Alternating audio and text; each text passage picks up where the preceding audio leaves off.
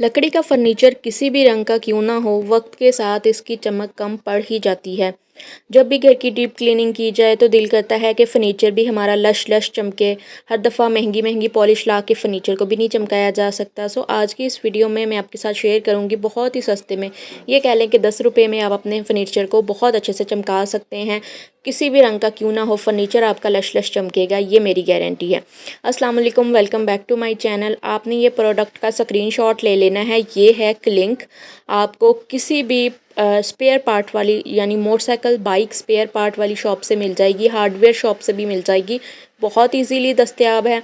दराज से भी ऑनलाइन मिल जाएगी और लोकल मार्केट से भी मिल जाएगी। ये बोतल जो है 120 रुपए की आती है और अगर आप छोटे पैकेज में लेंगे तो वो 117 रुपए की आपको 10 शीट मिलती हैं।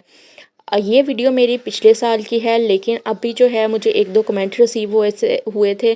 दैट्स वाई मैंने ये दोबारा लगाई है। सबसे पहले आपने जिस भी फर्नीचर को पॉलिश करना है उसे आपने सूखे कपड़े से अच्छे से साफ़ कर लेना है। कोई दूध के छींटे, कोई दाग हैं ऊपर, कोई मैल है, आपने गीले कपड़े से साफ़ कर लेना है उसको। जब अच्छे से साफ़ हो जाएगा तब आपने इसको अप्लाई करना शुरू करना है। जो शीट वाला पैकेट होता है उसके अंदर से एक वाइप भी निकलता है, उसी वाइप के साथ आप इसे पॉलिश कर सकते हैं।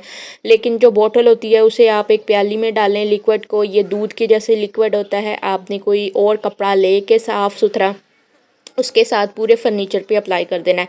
अप्लाई करते साथ ही आपको ये महसूस होगा कि हमारा फर्नीचर धुंधला धुंधला सा हो गया है।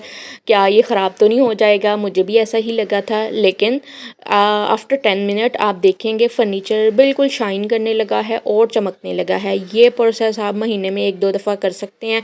जब भी आपको लगे कि फ़र्नीचर के ऊपर मैल आ रही है, यानी दूध के छींटे बच्चे समटाइम गिरा देते हैं जिनके छोटे बच्चे होते हैं, तो आप फ़ौरन से उधर उतनी से पार्ट को साफ़ कर सकते हैं। तो बजाय इसके कि आप गीले कपड़े से बार बार फर्नीचर को साफ़ करें, आप ये लेके रख लें। आपको बहुत कम अपने फर्नीचर को पॉलिश करना पड़ेगा। आप इसी के साथ पॉलिश कर सकते हैं। हाँ, अगर आपके फर्नीचर का कुछ इस तरह की हालत है, जिस तरह से डैमेज हो जाता है फर्नीचर और नीचे से लकड़ी नज़र आती है, ऊपर की पॉलिश उतर जाती है, तो ये उसको पॉलिश का कलर नहीं देगा। सिर्फ ये शाइनर है जो कि शाइन करवाने के लिए है। अगला जी, इसी टेबल के अंदर मेरा किचन का तकरीबन आधे से ज़्यादा सामान जो कि मैं डेली बेसिस पे यूज़ करती हूँ वो इसमें समाया हुआ है। तो काफ़ी निगलेक्ट होने की वजह से, टाइम ना होने की वजह से ये इधर बहुत मैस हो गया था। तो मैंने सोचा क्यों ना हम घर में कुछ मटेरियल मेरे पास मौजूद है, जैसे मैंगो बॉक्सेस होते हैं, इन्हीं के साथ कुछ ऑर्गेनाइज़र बना के हम इस एरिया को ऑर्गेनाइज़ कर लेते हैं। मैंगो बॉक्सेस आजकल ऐसे बॉक्सेस तकरीबन हर घर में होंगे। अगर नहीं हैं तो फ्रूट वाले से आप ले भी सकते हैं, बड़ी आसानी से ये मिल जाते हैं। कोशिश करें अगर आप ऐसे लेके आ रहे हैं तो छांट के अच्छे वाले लेके आइएगा। 3-4 लेके आएंगे ना तो काफ़ी हद तक आप अपनी चीज़ों को मैनेज कर सकते हैं। ये देखें, अब ये वाला मजबूत था, इसके साइड पे चौड़ी चौड़ी वुड की पट्टी लगी हुई थी, तो मैंने इसके सामने वाली जो 2 वुड के पीस थे ना वो निकाल दिए। हैमर की मदद से आप निकाल लीजिएगा, मेरे पास नहीं था अवेलेबल। इसके कीलों को भी आप ठोक लीजिए ताकि आपको चुभे ना और किसी भी किस्म का जो ना नुकसान ना करें। यहाँ पर आप इनको कवर भी कर सकते हैं कवर पेपर के साथ।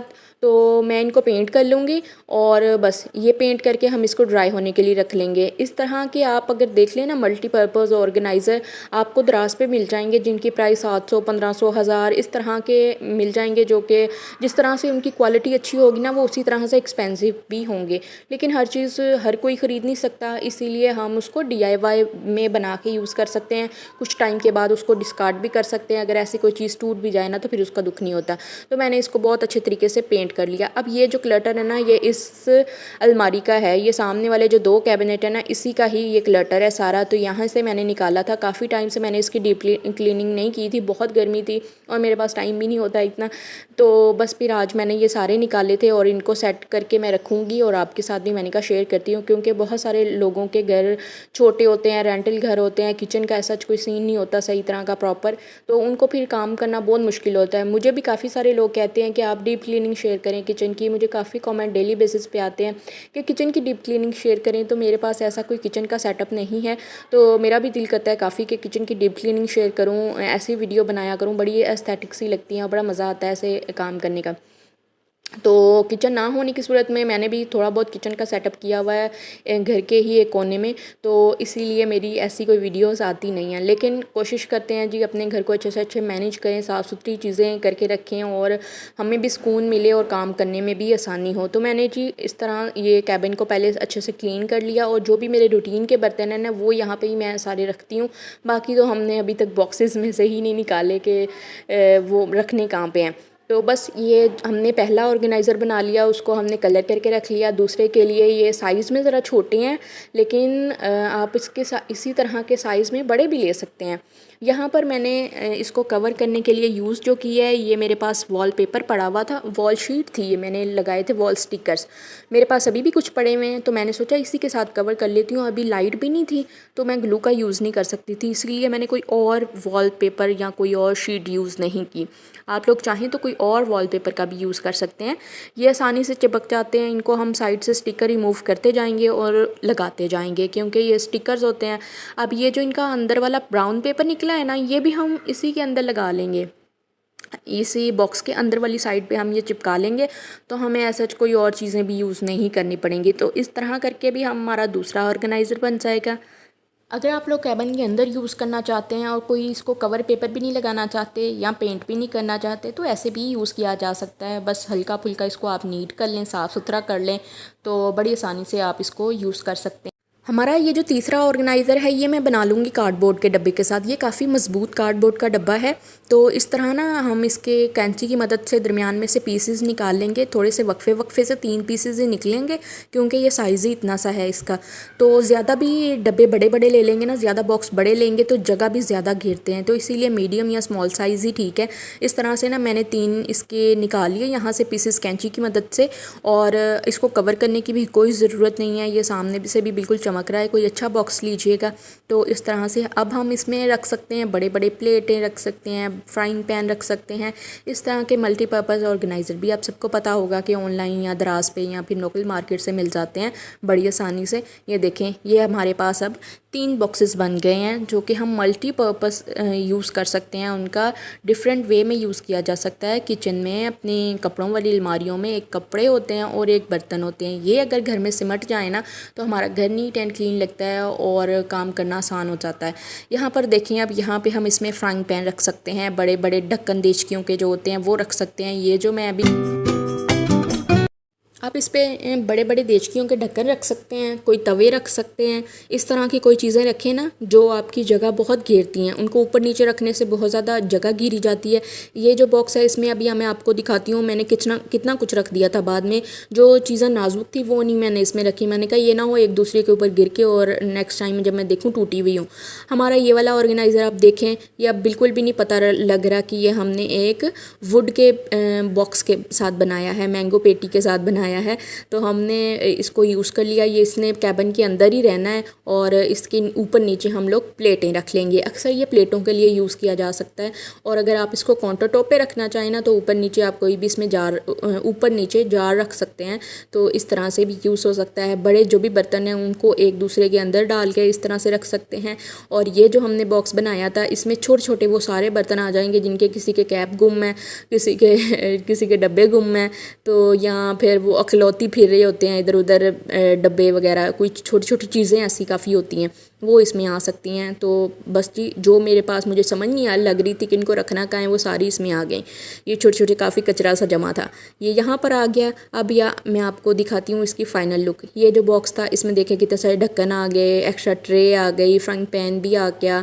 और ये हमने जो मल्टीपर्पज़ एक और बनाया था, एक स्टूल सा बनाया था, उसके ऊपर नीचे चीज़ें आ गई हैं। सामने जो कार्डबोर्ड का बॉक्स है इसके अंदर मैंने शीशे के बर्तन रख दिए जो कि बहुत कम यूज़ होते हैं, बॉल वगैरह हैं, इस तरह की चीज़ें काफ़ी कम यूज़ होती हैं। एक बड़े से बॉक्स में सारी लिड्स मैंने डाल के रख दी डब्बों की, और जो भी अप्लाइंसेस थे वो एक कोने में आ गए। अभी जो मेरे रूटीन में हाथ के पास चीज़ें रखती हूँ ना वो रूटीन में यूज़ होने वाली रखती हूँ।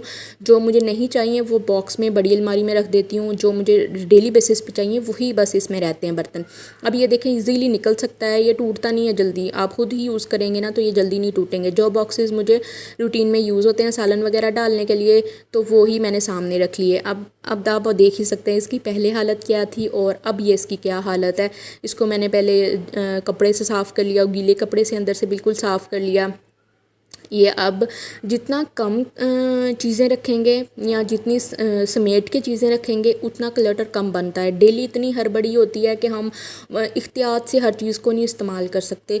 कभी कभी हमें बहुत जल्दी होती है तो चीज़ें निकालते रखते ऊपर नीचे हो जाती हैं।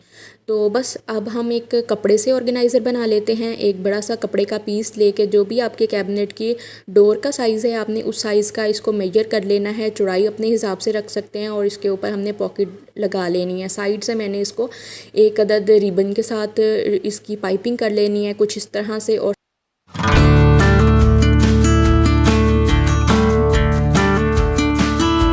सामने मैंने इसको पॉकेट लगा देनी है, लेसेस के पीस लगा देने हैं ताकि ये देखने में भी अच्छा लगे।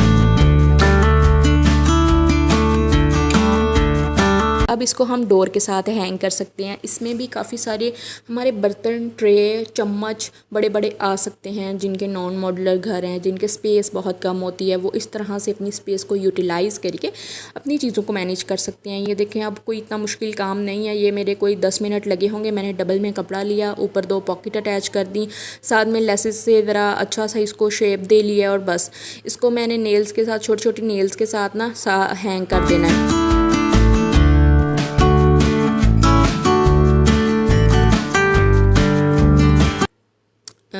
इसी कैबिन के डोर में।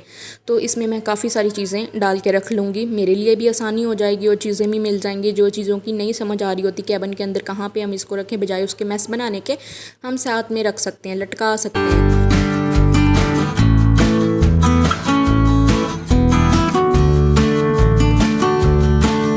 बिल्कुल ऐसा ऑर्गेनाइज़र बना के आप अपनी कपड़ों वाली अलमारी में भी हैंग कर सकते हैं। अपने अंडर गारमेंट्स और कोई भी ऐसे छोटे छोटे कपड़े जिनको जो बहुत सारा जगह ले लेते हैं, अभी बच्चों की टी शर्ट वगैरह होती हैं वो काफ़ी जगह ले लेती हैं, तो आप उनको भी इसमें डाल सकते हैं या कोई एक्स्ट्रा पेपर वगैरह भी डाल सकते हैं इसमें। तो बस जी यही थी हमारी आज की वीडियो, उम्मीद है अच्छी लगी होगी। जो भी कैबिन में एक बॉक्स में मैंने लिड्स सारी रखी थी ना वो सारी इसमें आ गई हैं। अब वो स्पेस भी मेरे पास बच गई है जिसमें मैंने बॉक्स में ढक्कन सारे डाले हुए थे। तो आपको ये आइडिया कैसा लगा आपने मुझे लाजमी बताना है। ये वीडियो कैसी लगी है आप लोगों को, फिर मैं मज़ीद और भी ऐसी वीडियोज़ लाने की कोशिश करूँगी जिससे आपको भी काफ़ी सारी हेल्प मिलेगी। Thanks for watching. अपना ढेर सारा ख्याल रखिएगा। अल्लाह हाफिज़।